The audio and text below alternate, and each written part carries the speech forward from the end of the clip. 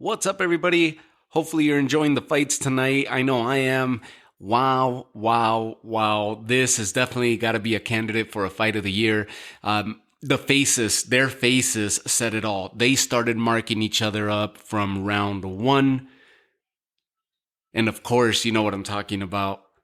Teofimo Lopez, George Kambosos just concluded. The timing couldn't be perfect. We're about to witness. We're waiting right now for the walkouts between Brandon Figueroa and Stephen Fulton, which is a unification bout for the 122 pound in the 122 pound division, the super bantams. And this fight just ended right now. Teofimo Lopez and George Kambosos, a fight that got delayed multiple times. I think between 5 and 8 times. I don't know. I lost count.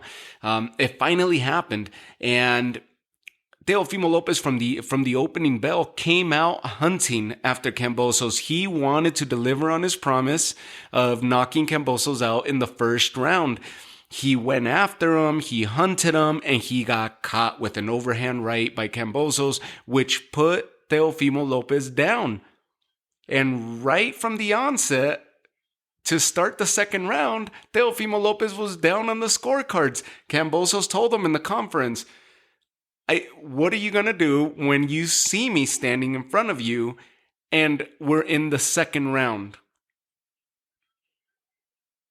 It was a crazy strategy. It was a crazy plan. The ego took over, and Teofimo went after. He did throw some big punches, but he got caught because he was throwing wide. He was throwing hard and not being calculative at all. He was being careless, and his ego got to him, and he got dropped. So he started down on the scorecards. Nonetheless, he started climbing back in the fight. After the fight, there was a back and forth. He got booed by the crowd because he told, as he's being interviewed by Chris Mannix from The Zone, both of them are being interviewed. He said, I know I won the fight. They raised my hand. The referee was about to make the mistake of raise his hand over Kambosos because they announced the way that the announcer put it out was, and still undefeated. And the referee immediately thought, well, Teofimo's undefeated, not realizing both of them were undefeated. And then they announced and knew, and the referee raised the proper hand of George Kambosos.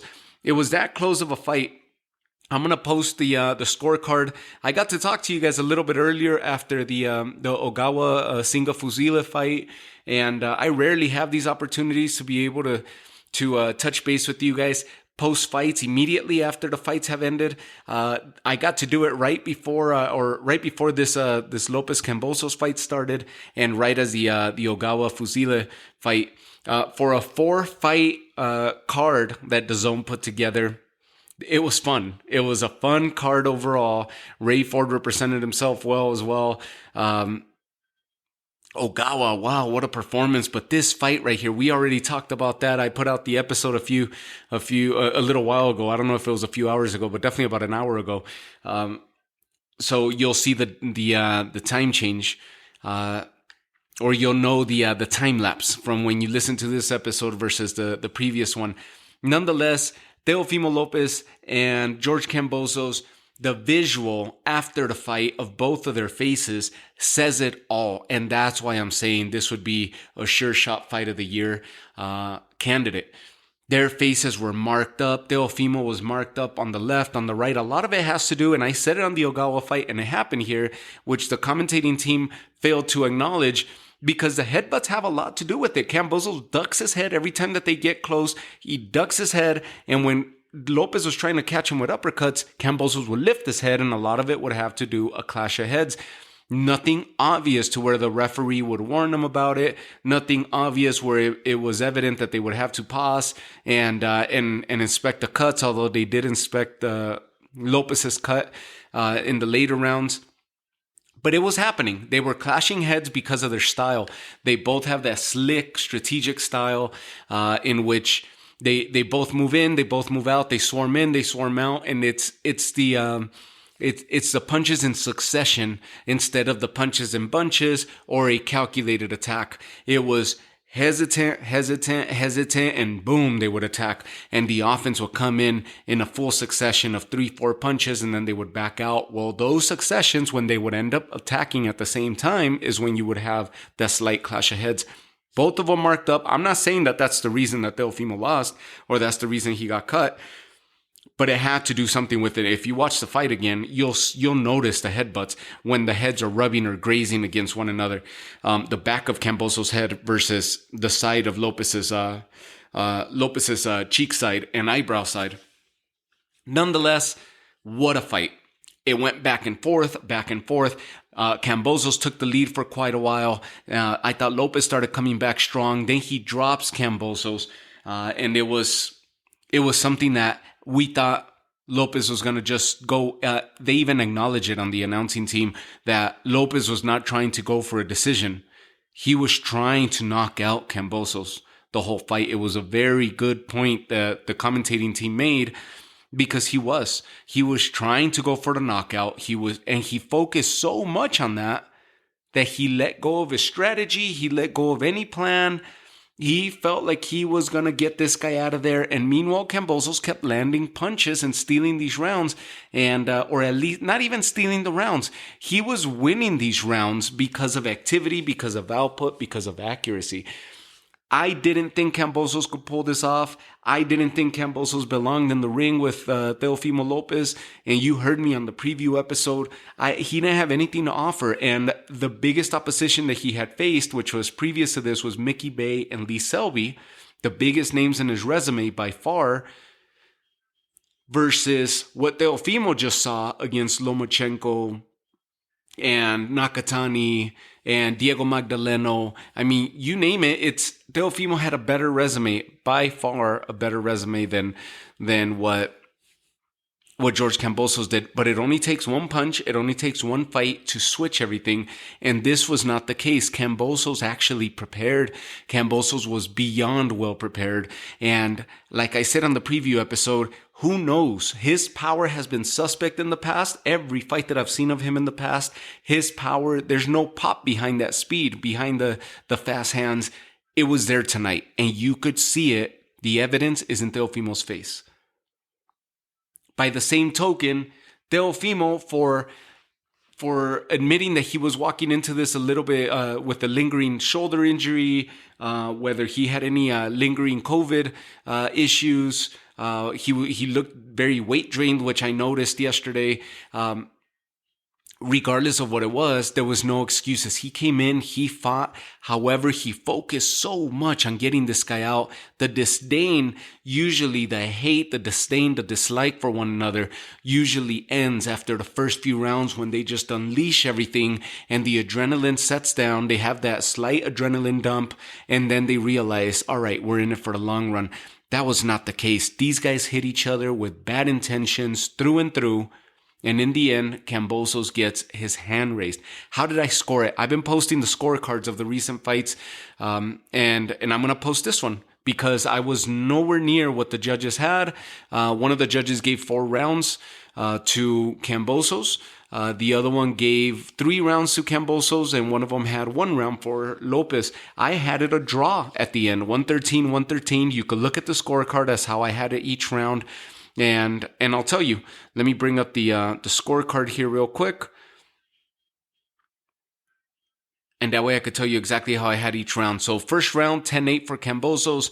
From there, I gave Kambosos round 1, round 4, round 5, round 7, round 11, and 12, both Kambosos. And that gave him a 113.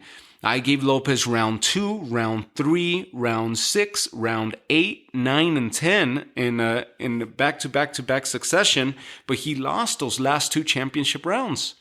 Kambosos said it in the post-fight interview. I knew I took those last 2 rounds, and he sure as hell did. I gave him those last 2 rounds. I still had it adding up at 113, and that's including the knockdowns.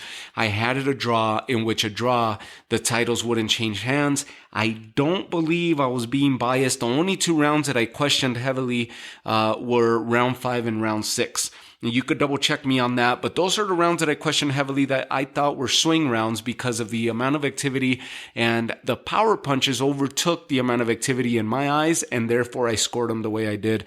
Nonetheless, the shock that Kambosos has sent to the lightweight division and the boxing world, they weren't wrong. The commentating team was saying that this is Australia's biggest win for boxing, or their biggest boxing victory to date. And I immediately thought of Jeff Horn when he upset Pacquiao by way of that screwed up decision that they made in Australia. I knew Pacquiao beat Jeff Horn, but they gave him the decision. The title change hand at that time for Jeff Horn, and Pacquiao refused to go back to Australia for a rematch, and that was a whole debacle, right? I thought Pacquiao did enough to beat Jeff Horn. Nonetheless, because Jeff Horn had his hand raised in the end, that by far was the biggest victory. But this had 3 titles change hands, even though the WBC was also handed over to, and the ring title were handed over to George Kambosos. That's fine. He could take the ring, the WBA, IBF, and the WBO, but the WBC title belongs to Teofimo. He should have kept that at home because that's a franchise title. We discussed it on the preview episode. If you didn't catch that, go check it out because I break it down. All 7 points that the WBC organization designated for the franchise status, and we covered it. And it's something that hasn't been covered, including Mauricio Suleiman, the WBC president, has gotten it wrong in his interviews by saying that Teofimo and Devin Haney are both recognized champions. Well, go back and check out that episode so we don't make this one too long. But one thing's for sure, the franchise status is not transferable, and that's how it was written by the WBC when they originally designated or created that designation, which was for Canelo and later for Lomachenko. That franchise status was not transferable. However, it would be they would issue a WBC diamond belt to the person who beat the franchise champion, which the diamond belt would mean that they would have an immediate shot at whoever the WBC's champion in said division is at the time. They would basically skip the line with that diamond belt and get a shot at the WBC champion. So the WBC should have issued a diamond belt to Teofimo Lopez, and he would have challenged Devin Haney for the title instead of so much confusion, and then that's it. That's why they considered him the disputed undisputed, but nobody really knew why, and everybody had different explanations. It's right there in the 7-point layout of the stipulations as designed by the WBC, and even the president got it wrong when he goes in front of the mic or in front of the cameras. Nonetheless, that's neither here nor there. The WBC title belongs on Teofimo Lopez's wall because he earned it when he took it from Lomachenko, but it wasn't transferable, so he could have kept it. George Kambosos is the WBA, IBF, WBO lightweight champion. Devin Haney is the WBC champion, and he has a sure shot at Devin Haney or JoJo Diaz, depending on what happens next week in that championship fight. Devin Haney's putting his WBC title against JoJo Diaz, and that's happening next Saturday. So listen, congratulations to you, to me, to the boxing fans. What a fight. And if this isn't a sure shot run for the fight of the year and it doesn't make the list, then screw whoever's making that list, because Deontay Wilder, Tyson Fury should be on that list. This fight should be on that list. And I'm possibly forgetting many other, but I know Valdez Burchelt was something else for me. That was an impressive fight. And we'll see. One fight left in the night. That's Stephen Fulton against Brandon Figueroa. So if you guys have a chance to switch over to Showtime, go watch that. I'll leave you guys with this. I'll be posting this episode here shortly. Obviously, if you're listening to it, then I got to it real quick. What a great night for boxing. What a great night for boxing. Just this fight alone. The Asinga Fusilio Ogawa fight didn't disappoint. What a great night for boxing. And I'm glad that I got to post these episodes on the spot and get them out to you guys quickly, because the delays have been something that have been playing a big part as of late with me, at least for a majority of the part of this year. So thank you guys again for all the love. Thank you guys again for tuning in each and every episode, and have yourselves a great night. If I don't get to the Figueroa Fulton post show today, I'll definitely get to it either before weekend's end or early come next week. Thank you guys again. Wow. What a shocker. Kambosos pitched a shocker. Australia, as shut down as they are and how whatever it is that they're dealing with politically over there, they should be allowed to go celebrate out tonight. There should be a parade for Kambosos when they receive them. What a great showing and a great representation for Australian boxing that Kambosos did tonight. He represented himself well. He made a believer out of me, and he made me eat my words like he did to many other people that were doubting that he even belonged in the same stage as Teofimo Lopez. Congratulations to George Kambosos. What a great win. And I'll leave you guys with this. So have a good one. Thank you guys again. Much love. Have a good night.